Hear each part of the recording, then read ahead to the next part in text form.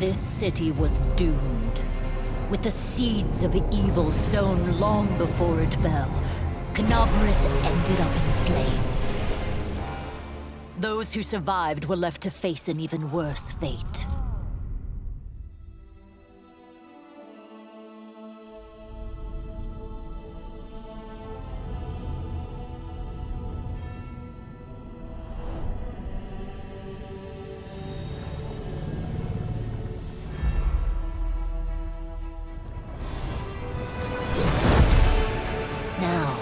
We have a glimmer of hope. A gift of tremendous power has been given to one of us. One who has become a leader, united us, and given us the strength to fight back.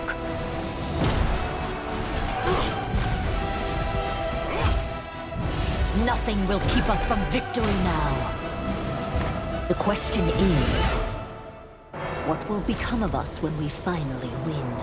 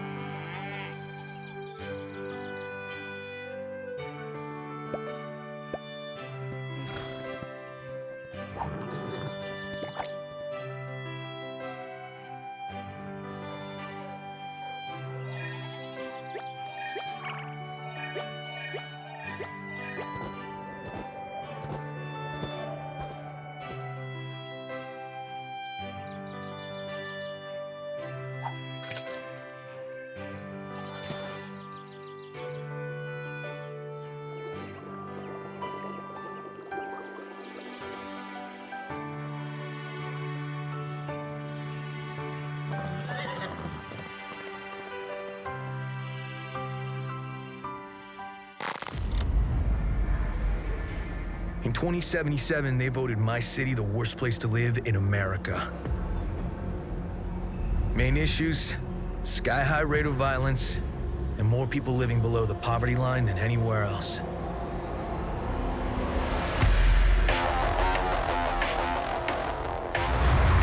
Can't deny it, it's all true. But everybody still wants to live here. This city's always got a promise for you. Might be a lie, an illusion. But it's there, just around the corner, and it keeps you going.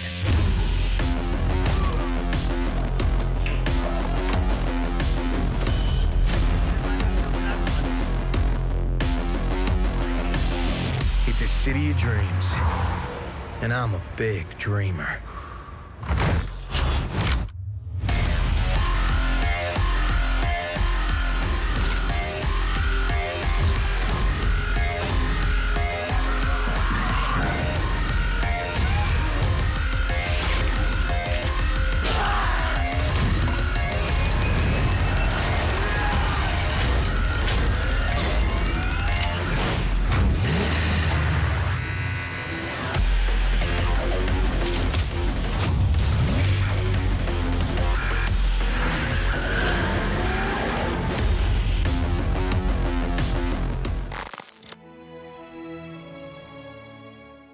Unexplored 2: The Wayfarer's Legacy is a challenging procedural RPG.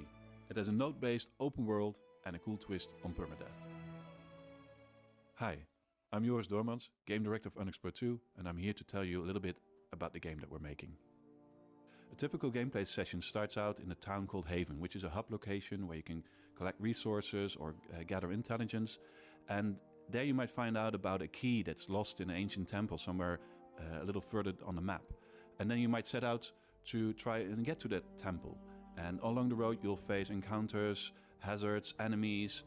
Once you get past all these challenges, you'll find yourself at the ancient temple. You might need to climb to the top of a cliff to gain access to the temple. And in the temple you might find other enemies, hazards, traps, puzzles, a lot of things the game can throw your way because it's all being generated. In Unexplored 2 you play as the Wayfarer. And the Wayfarer is a character in the game that's tasked to see the staff of Yender destroyed. So at the start of the game, you're handed this staff, a very potent magical item that is actually a threat to the world, and you need to take it to the First Valley, to the Prime Elemental Forge, where it can be destroyed. So in our game, there is a lot of opportunities to avoid combat by taking a fortune test, which is our equivalent of the dice roll that you normally would have in a tabletop game. The skills that you have as a character, they will all play into this system. If you have more skills, you'll have more opportunities and more choices during a fortune test to actually bend the possible outcomes to the outcome that you really want to have. Well, this is a dangerous world, so if you play Unexplored, you should expect to die once in a while. Once you've died, you actually get to pass on your legacy. You can actually choose to keep the world that you have, keep the items, or pass on the items that you found to the next Wayfarer, and start anew with a different character in the same world that actually has advanced a little bit further. The legacy system that we've set up enables the world to respond to the choices that you made before. So the things that you've achieved and the things that you've accomplished before, they're still there, or they might actually come back to bite you in the ass. However, as soon as you enter the First Valley, you're all in. If you die in the First Valley, the game is lost forever. That world will be gone. Save game will be deleted. If you like what you saw, the game is now available as an early access title on Epic Games Store.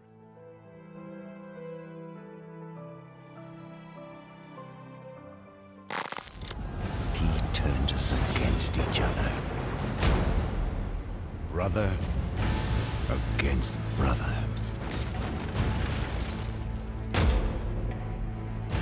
Macros tried to kill me. He failed. His reign ends with me. You can count on us.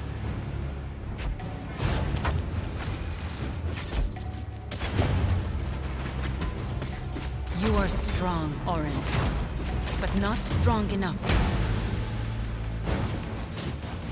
You need to craft better weapons. Go on. Light the forge.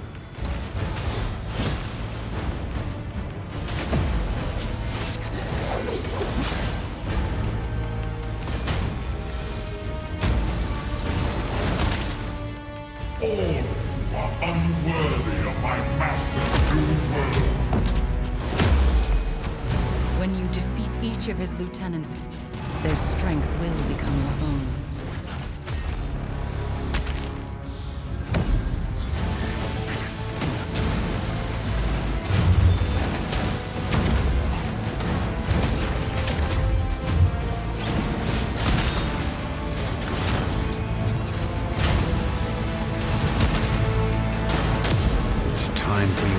To end, brother. I was never just your brother. I am your god.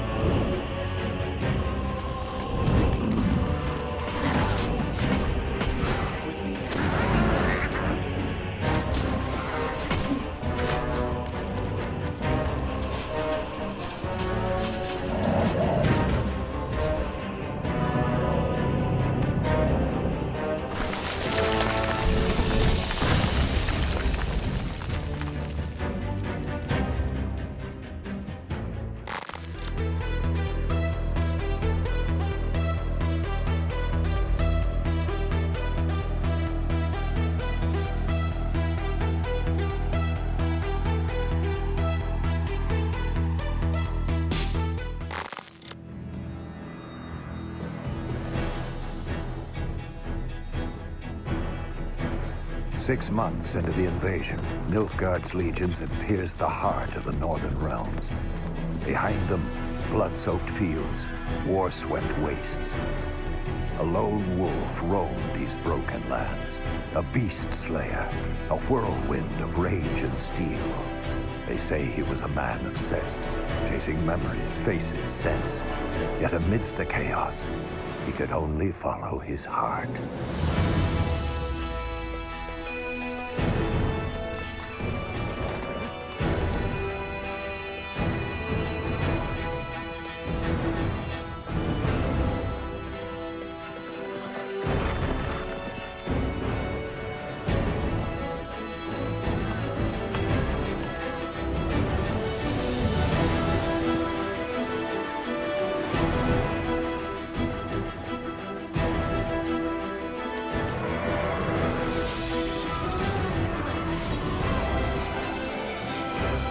Some fight for glory, justice, or gold. I fight for those I hold dear. I'm Geralt of Rivia, the Witcher.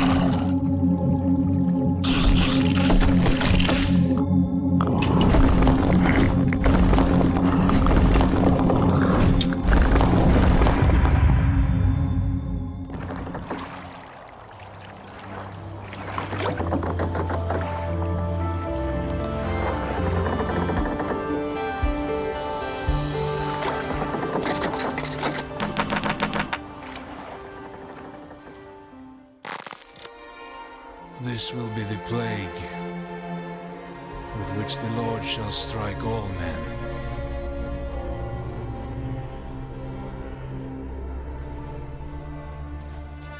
We are all that's left of a city beyond redemption, fulfilling our sacred duty to free the souls of the damned.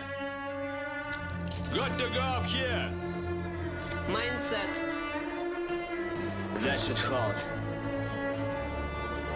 Father, forgive us. We shed this blood in the name of mercy.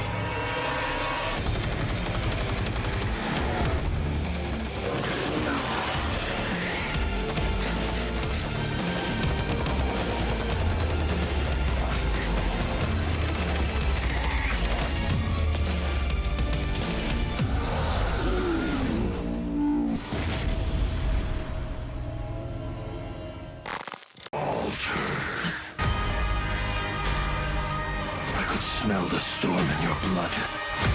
Your stink of Enoch. But you are something even more. So what? I should play at being a god like you? I am not playing.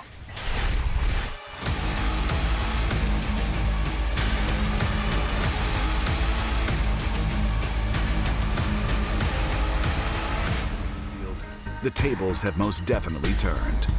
With the anomaly flowing through their veins, Outriders have split off into 4 classes, each offering a different customizable playstyle and extensive skill tree that, while freely respecable, demands hard choices be made.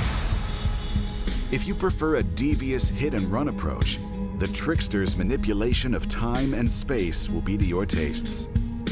Deadly up close, the Trickster will annihilate enemies with spectacular powers, such as the Temporal Slice. Or, if death from a distance is more your thing, the Technomancer combines the anomaly's powers with technology. Place deadly turrets or release climate-altering area effect weapons to take down your foe.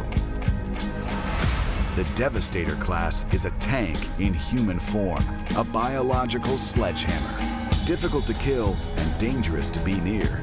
The Devastator's control of gravity allows for brutal attacks, such as the Impale ability or Gravity Jump.